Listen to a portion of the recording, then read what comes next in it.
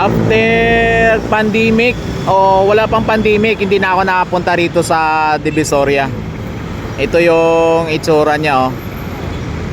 Dati punong-puno ng tindahan ito, pati rito.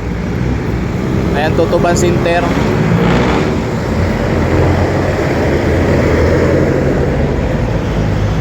Ito.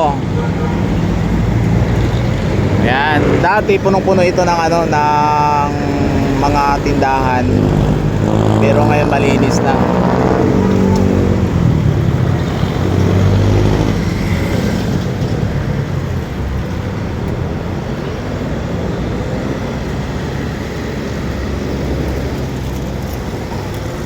Dito na side wala pa rin pinagbago naman yung mga building. Dito lang nadagdag itong shopping, ito 199 yata to.